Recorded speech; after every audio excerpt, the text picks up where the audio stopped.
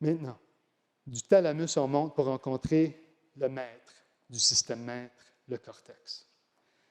Quand le thalamus envoie l'information au cortex, le cortex va consulter 2 régions principales avant de donner une réponse motrice. Le premier circuit de communication est entre le cortex et le cervelet pour modifier les multifonctions du cervelet. On voit aussi le plus gros faisceau neurologique du corps, la projection du cortex au cervelet, qui nous démontre encore une fois l'importance de notre meilleur ami. Voici une patiente qui est venue me voir pour des douleurs au dos, qu'on voit plusieurs fois par jour. Pendant son examen, on fait un simple test Romberg. Les pieds ensemble.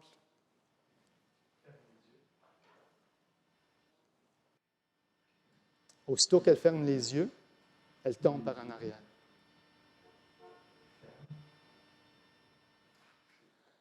En éliminant l'information visuelle, son cerveau pense qu'elle est trop par en avant et essaie de corriger le problème en contractant ses muscles postérieurs. Elle m'a ensuite informé que ça fait 25 ans qu'elle ne peut pas se fermer les yeux dans la douche et qu'elle évite de marcher quand il fait sombre. Après 3 semaines de traitement et d'exercices visés à l'intégration d'informations de sa voie lemniscale, cervelet et cortex, les yeux fermés,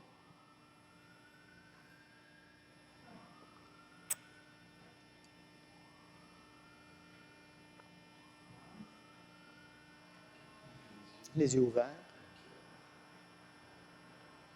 la jambe gauche, les yeux fermés.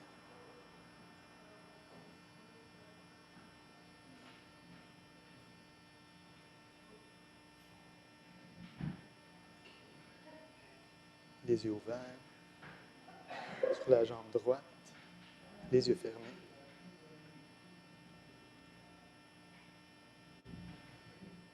On voit qu'elle est maintenant stable, même sur une jambe, avec les yeux fermés. On voit souvent des patients qui nous consultent après d'avoir eu une chute. Mais quand on considère que les chutes sont une des plus grandes causes de mortalité chez les aînés, le chiropraticien peut jouer un rôle très important préventif.